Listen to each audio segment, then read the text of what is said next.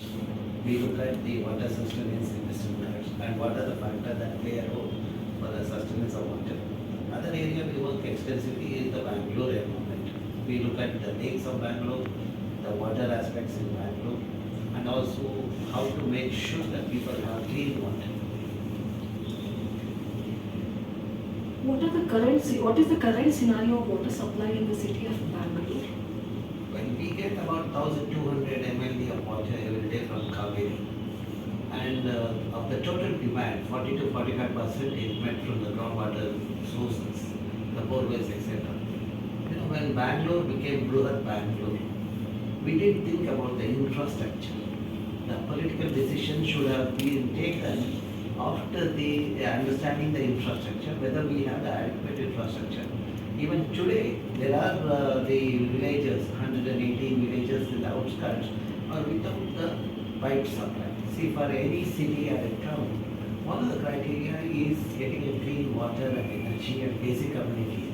So we have deprived the earlier villages to have that facility today. That's a major concern. And what we are today, the people who are in the outskirts, either they are not getting the water or they are getting the water which is contaminated. The lakes have been polluted. That lake water, the mafia, is the water mafia in Bangalore. Rather they will supply them the water which is from the lake or the nearby borewells. When the lake is polluted, naturally the surrounding borewells are also polluted. My study shows that some of the area people are too dependent on the groundwater, but unfortunately the mafia is supplying the contaminated water. See, and of course, some of the well-to-do families, they resort to the RO. When they do that, reverse osmosis, to get a 1 liter of clean water, they have to waste 8 liters of clean water. And that concentrated waste also is getting back to the nature. And that's when we are polluting more and more. So, whereas the have-nots struggle to have a 1 pot of water. So that's the tragedy of the Silicon Valley. How are the challenges unique to our urban slums?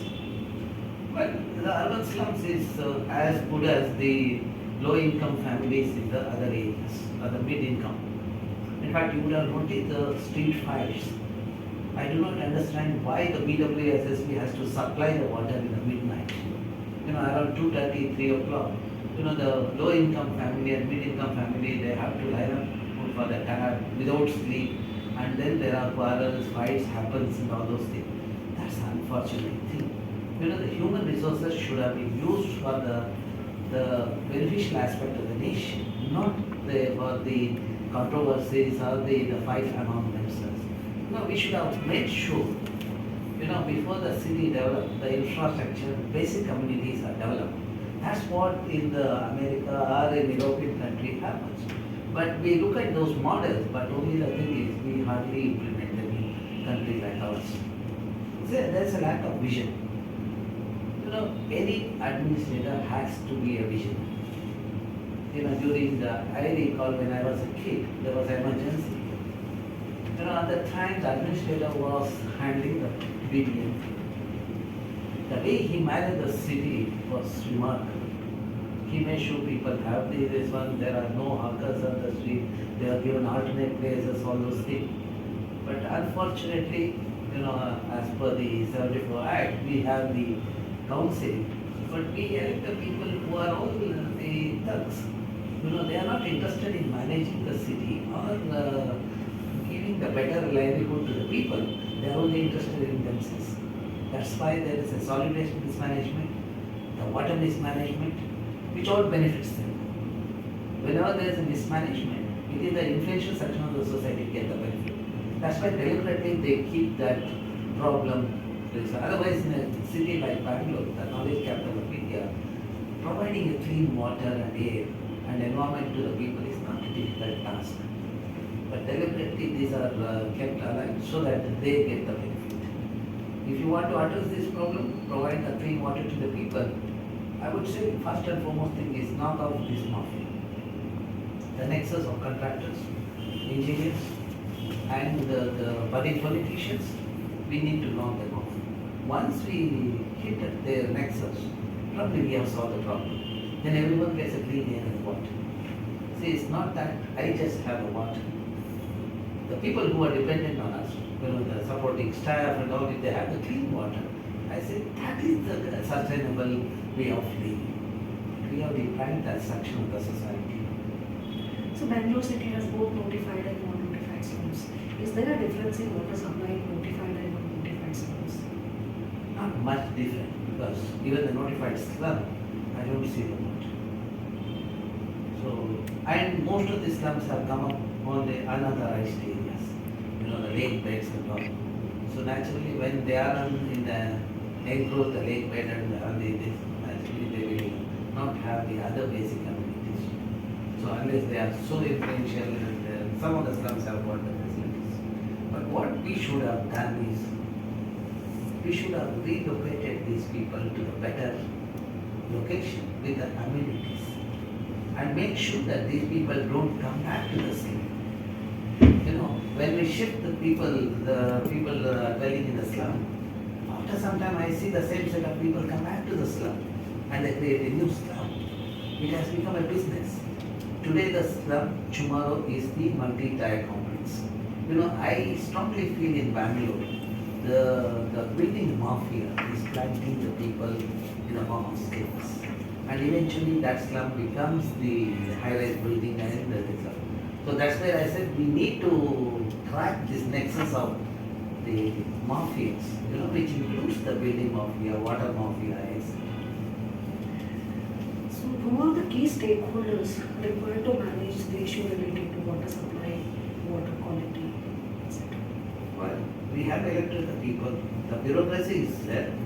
So as per the democratic norm, they are the people who want to manage. See, we talk about decentralized management. We selected the engineers for that. For example, if you take Bangalore, PWSSB is supposed to do that. I see that the engineers of today in PWSSB lack the interest nor the capability. They are doing the job of head clerks. They do not even know the scientific calculation. See, when I sit in the committees, I strongly feel there is something serious with the selection. Till the meritorious people come to the system, we will face the same music as it is happening today. So that is a major lacuna. Coming back to your question, when you look at the water supply, the BWSSB is supposed to do it. Well, the agenda of engineers is to filter the money. Naturally, you don't get the best service. For example, they laid the pipe. I can give an example because we do a study on this aspect. From Majestic area, via the Chambarpet, etc., they laid the sanitation pipe. They said that old lines are all outdated, they are not doing the job. We need to switch over to the new one. People cooperated. They laid the well. 1.5 years, the people are troubled. They didn't worry, thinking that sanitation problem will be solved. But after that, after the contractor is billed, the connection is not given. So, and the bill is clear. That means suddenly these are all the malpractice that is happening in the system to benefit the ruling class in the city. So till the people become vigilant and wake up, this problem will continue. And that's what some of the youngsters are doing in Bangalore. I hope they succeed also. So what are the challenges ahead of us if prompt and effective action is not taken? Well, the Article 21 says that we have a right for clean water and environment. More importantly, our next generation. That is where we need to bring awareness in the public. Now today people do not even know what is clean water. The lacuna in the knowledge is so evident. Whenever I go to any meetings, I see the plastic bottles. They think it is a clean water. But these fools do not even know the bottles made of plastic. Naturally, when there is a transfer, the heat transfer, they release the chemicals. My study shows there are dioxins in this water. Dioxin is a carcinogen which introduces cancer. That means when I offer a water in a plastic bottle, I am giving a cancer to them. My guess is those who consume the water, this one, they are bound to get cancer. That's where the instances of cancer has gone up in the city. See, another serious serious problem with the kidney failure in the city, which is again linked to the water quality. My study shows, when the water in the lake is polluted, first of all, why it get polluted? Because of the irresponsible regulatory agency. They are not doing the job. Now, as per the Environmental Act or the Water Act, they should make the system accountable. The industries have no right to discharge the effluents, untreated effluent, into the water bodies or the land. But unfortunately, they do that. No, they all give in writing that zero discharge. Second thing, when the municipality handles the wastewater, the onus is on the organization like BWSSB to make sure they treat it. But unfortunately, in the city of Bangalore, I don't see that treatment is happening to the spirit. The treatment plants are there, but doesn't function, or treatment is not there. See, everybody is looking at how to mismanage so that they have the better benefit than solving the problem of the city. So now when I look at the water quality in the lakes and surrounding borewells, the water quality in the lake is pathetic with nitrate, etc., heavy metals. So is in the case of borewells. So nitrate is a carcinogen, which again introduces cancer. And heavy metal presence, when this water is consumed by the people, naturally they will have health issues. And more importantly, the people grow vegetable in the downstream of Vattur, Balandur, etc. Anyway, when this heavy metal contaminated water is used for growing vegetable, certainly there are heavy metals in the food chain. See, my study shows that the heavy metals in fish, milk, then the vegetables like radish, the whatever the vegetable like pudina, spinach that is grown in the downstream.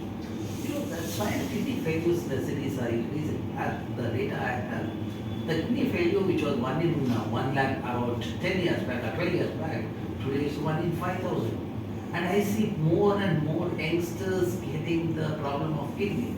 When I visit some of the peri-urban areas, in one of the schools, IISC school at Vattur, first they took me to the LKG.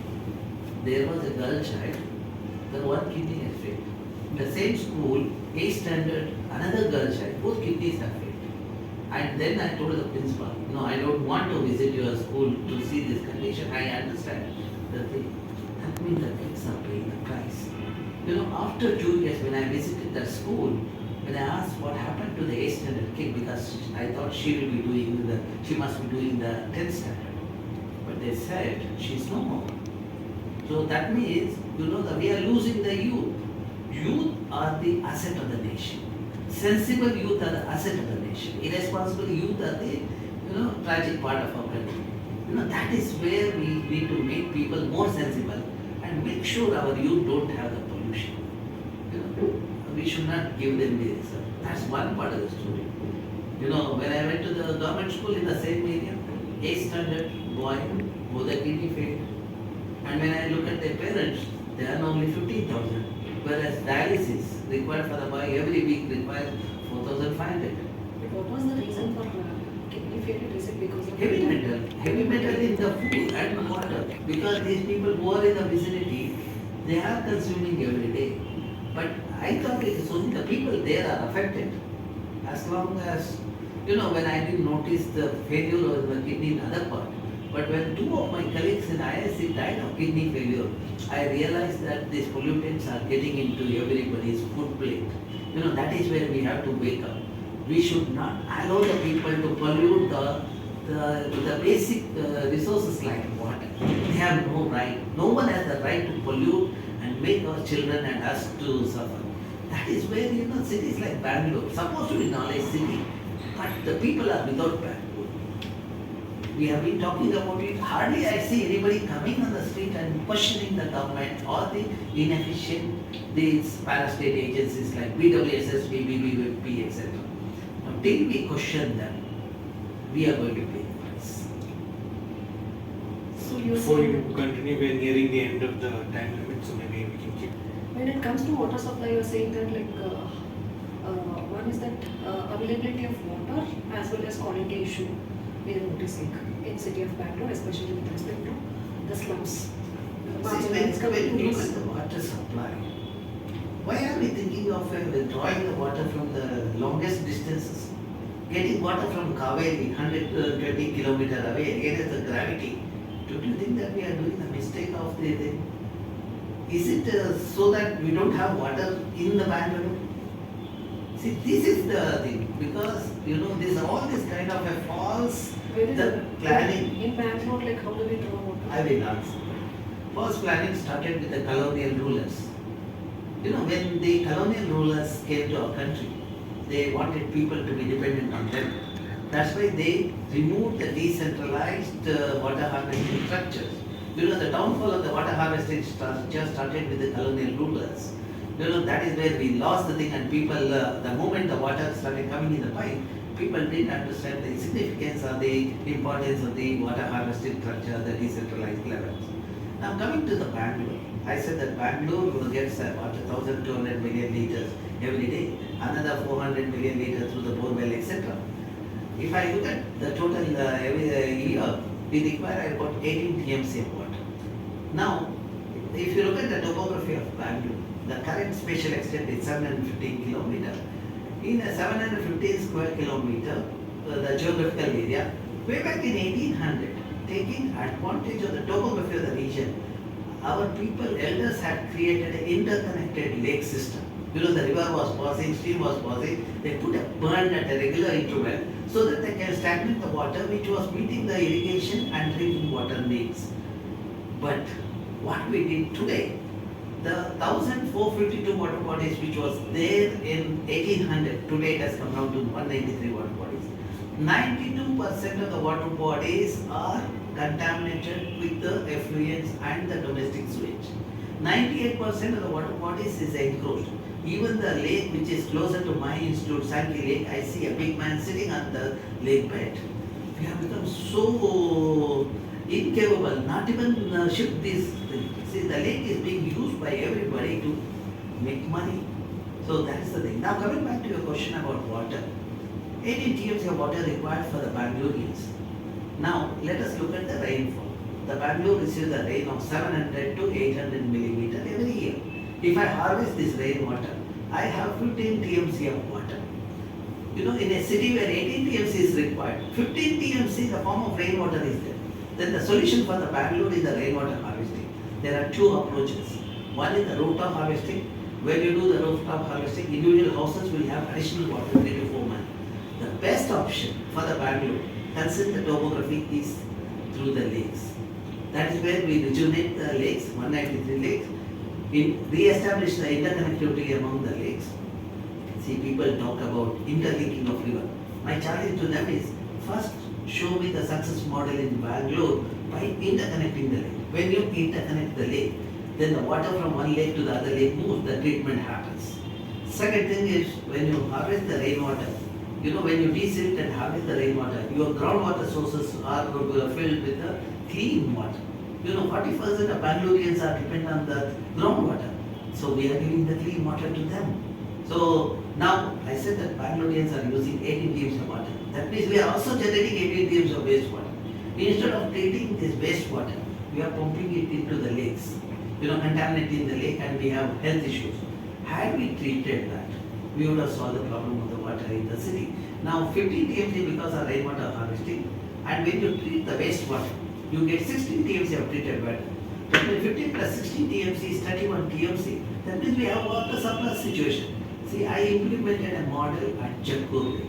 My study in 2005, which is available online, shows in 2005, Jakkur Lake and surrounding there are wells. 25 wells were there. All of them had nitrate. Nitrate is a carcinogen, as I said earlier. So we pushed the government to rejuvenate the lake. When the lake was being rejuvenated, I was in the committee. Yellappa Reddy was the chairman of the committee. The government said that they will put the sanitary treatment plant. But if you look at the treatment plants, primary treatment will remove the large particle, secondary treatment will remove the chemical ion, and tertiary treatment removes the nutrient. Now when you look at the sewage has chemical ions as well as the nutrient. But the government proposal of putting the secondary treatment plant will not solve the problem. The lake will continue to have the nitrate. Then what did I do?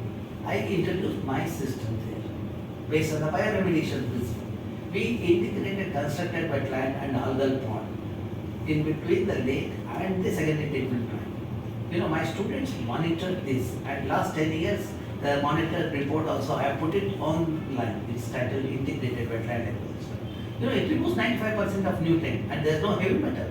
And today, there are 300 wells are there surrounding the Chekur. Neither the wells nor the lake has the nitrate. I have satisfaction, at least my science has given 300 the dependent population of family, the well users, clean water. Who are the people dependent on the lake? Fishermen, washerwomen, and all those below poverty level people. Give clean water to them. They'll also give us a clean food. That's true. The same model has to be replicated throughout the Karnataka and throughout the country. We will not have the water problem. That's where this model will work, provided mafias are not playing their role in the system. Apart from this model you have demonstrated, do you have any other models which can be implemented in the city? This is the third model. Water harvesting plus the waste treatment through the constructed wetland. If we do it, that works. I created lake in IISC campus which stores 3 lakh liters of water. Similarly, in Mudvidre, the 2014-15 Mudvidre in South Kerala underwent the serious water stress. 2016, when I was traveling there, the Mudvidre Jain temple saint approached me asking for the solution. He told me that he has 12 acres of land. Then we give a proposal in that 12 acre, what is the size of the water body can be created. He created that within 15 days. Then since he was young, I also asked him whether he can take up the lake rejuvenation. There are 32 lakes in that region. And out of 32, he said it's impossible for him. Then I pushed him to do the desilting of 2 lakes. He did the desilting of 2 lakes. Just because the same did it for 2 lakes, the local people rejuvenated the remaining 30 lakes. The result of that is last year when there was a scanty rainfall in that region, there was a water crisis in all except Mudvidre. That means this is the solution if you want to give the sustained clean water to the local people, especially the rural ecosystem. Whereas the urban ecosystem, we have the resources, we just get the water diverted from some region, and every fellow sitting in air-conditioned room think about how to make money through these pipes. They always come up with the water supply from Kaveri, Linganmakki. I also said that my study show there is a lot of water in the moon. They can also put a pipe. So you said that you have demonstrated a model that needs to be scaled up. That is the way forward for us. That is the way forward. For example, if you look at Government of India has the Jal Nal program, very good program. If I have the water in the tap at home, because I am from the rural area, I know the implication of not having the water, especially the mothers and all. But when we have the water, that's a very innovative and a novel thing. But if there is no water, then what will they supply? This is what I am asking the government. When you implement this program, please think about decentralized model of rejuvenating the lakes and make sure the rivers are not polluted. Make sure that riparian vegetation in the river beds are maintained so that river water doesn't get. See, solutions are simple. So the bureaucracy can't make money. That's why they don't want to implement the model what I proposed. They want this pipe model, just to make money. See, they talked about. They said they will give, you must have seen, 15 TMC of water in Kolar, Chikbalapur, etc. My analysis showed there is only 12.85 TMC of water. Out of that, 9 TMC of water is required for the local people for their domestic use. Other 2 TMC is required for the fish, etc., ecological flow. Then you are left with 0.85 TMC.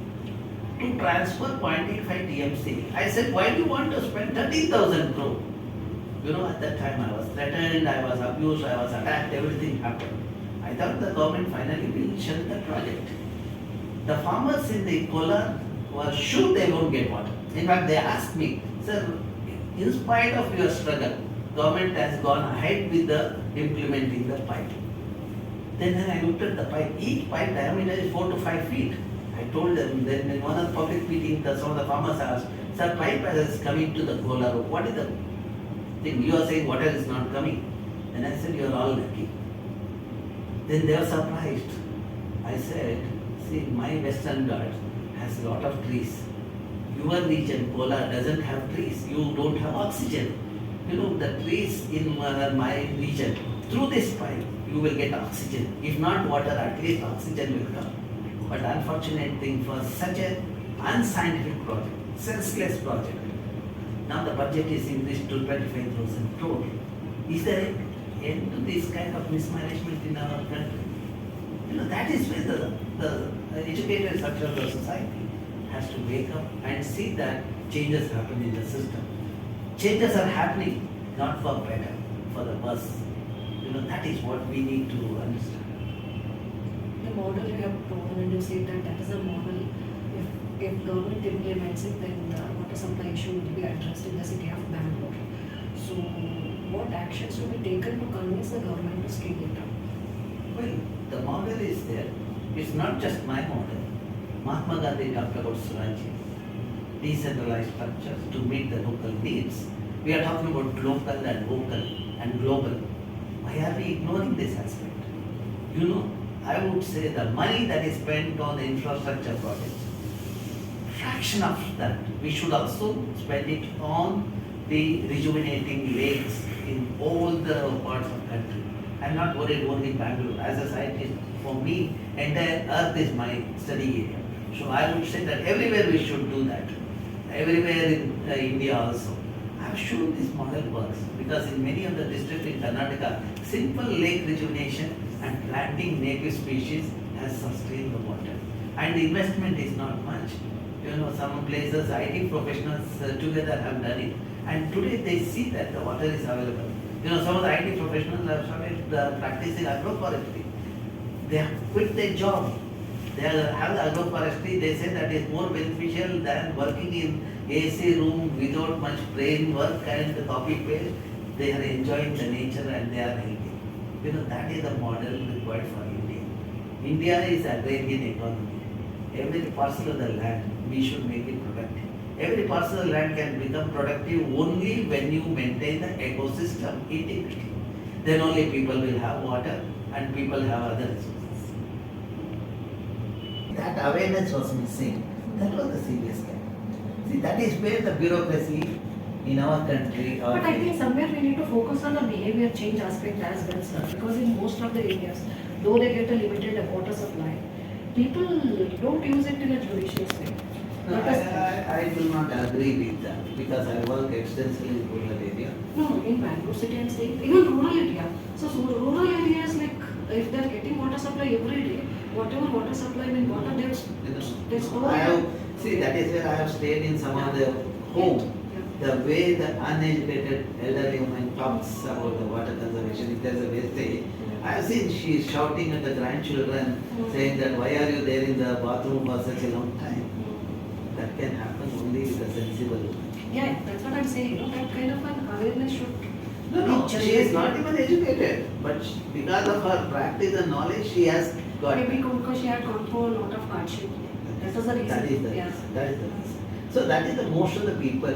You know what happened was, especially my generation, our generation, we gave comfort to the next generation. We didn't teach them about the prudent management of the resources. We said that okay, if you ask 10 biscuits, I give 10 biscuits. So we never said no, if you eat that, what happens? So that's where we see more and more people having only biscuit and pizza kind of way. So the mindset also works like that, wasteful society. The statistics show that 45% of the Bangaloreans depend on the groundwater. After BMP became BBMP. But there is a large section of the society within the core area also depend on the groundwater. Now my study shows that, see, when you depend on groundwater, you need to have water in the well. The water availability in the lake depends on how porous your environment is. The porous, when I talk about it, the lake, open spaces, etc., which allow the groundwater, you know, the water to percolate and that forms the groundwater. Our study showed that about 50 to 60% rainwater get infiltrated as the, so that you have the water in the well, etc. See, when the lakes were there, our study showed the groundwater was at 60 to 80 feet, whether it's Sanjay Nagar or Malleshwaram. After removal of the lake, Our study showed the groundwater table went down to 600 to 800 feet in 5 years. And today, 22 years, the people have gone down to 1900 feet in Nakshati Heavy. There is no water. So that means we are not allowing the water to percolate and groundwater recharge is not happening. In the name of development, we have enhanced the concrete drains in the city.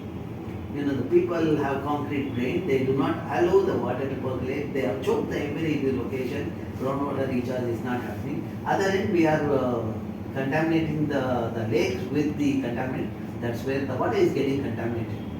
If we are not giving the clean water to the dependent the population, what is the point in developing a city like this? There is no point in the thing. Making the city with unhealthy people is not a good sign. So that's where probably this kind of communication might help in spreading the knowledge to the other section across the city. And more importantly, the decision makers. You know, the decision makers of today, they have colonial mindset. Earlier colonial rulers were there. Today colonial mindset fellows are there. Their only agenda is to loot as much as resources as possible when they are in the service. I have not come across hardly a few bureaucrats who are very honest and less corrupt. But major sections are getting to the job by paying.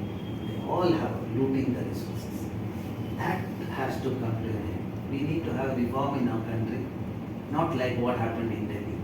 We need to have a different model and make things work for the government.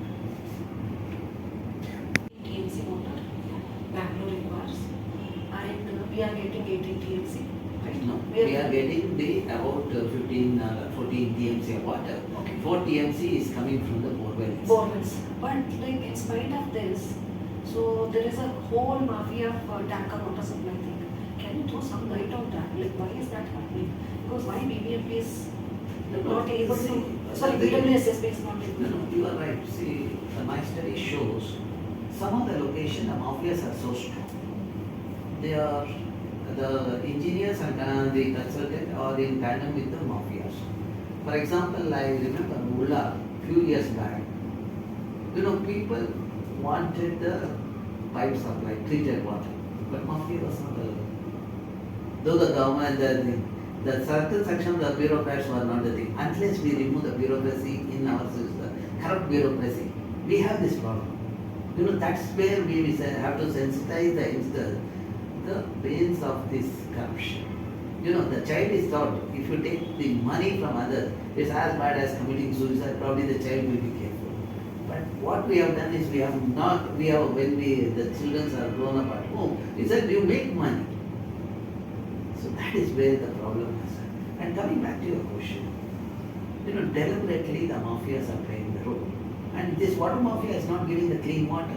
As I said earlier, the borewells next to the contaminated lake, they are pumping the water and supply to the Bellandur, Vattur area. I have tried. In fact, in my institute, we are supposed to be the premier institute. The water doesn't come. We are assured 24/7 water and electricity. Even then, sometimes we don't get water. Few years back, when there was a serious water crisis in the campus, you know, the faculty went with agitation, carrying the bucket, etc. At the time, we got the water through the tank. Out of curiosity, I asked my student to assess the water quality. I was surprised to see the contaminants. Then only the jovial way I told my students, what I have given to the system is giving back to me. Because I didn't make sure that the treatment happens so the contaminant doesn't go through that. As a citizen, it's my responsibility to do that. I failed in that. So that's where I'm getting back to it. Now coming back to your question, see, we should be hopeful of the system.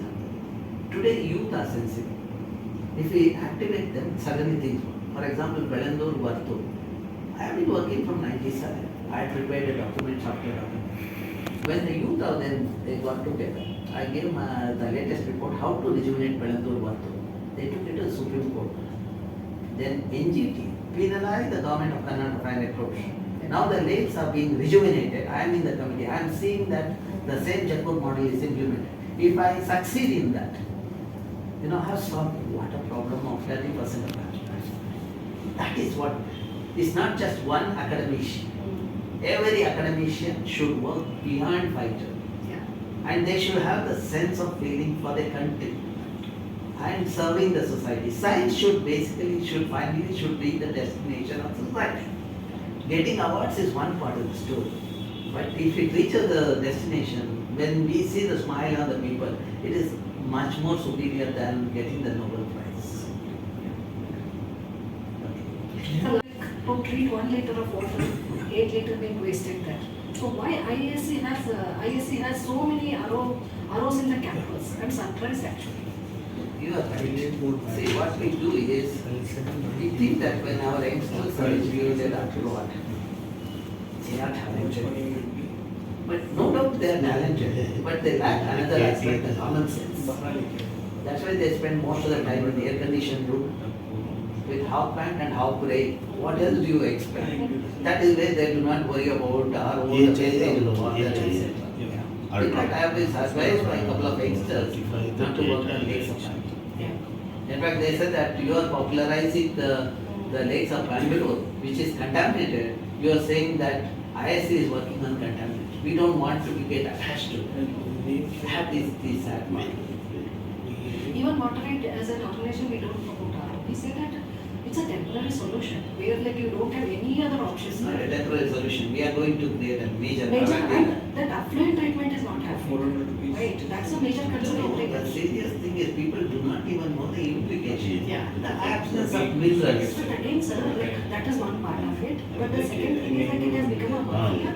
Irrespective of whether contamination is there or not, government and politicians are putting up their ROs For everywhere. example, in a poor area where BWCSP water comes, what is the point in having RO? My study shows there are no contaminants. Yeah. RO is to remove the chemical ion, Yeah.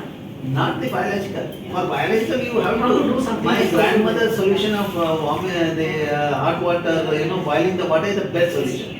That's where, if you do the Google search, my talk on these aspects are there, it is available. Thank you, Ramachandra, for sharing your insights and the vast experience you have in this field. Thank you so much.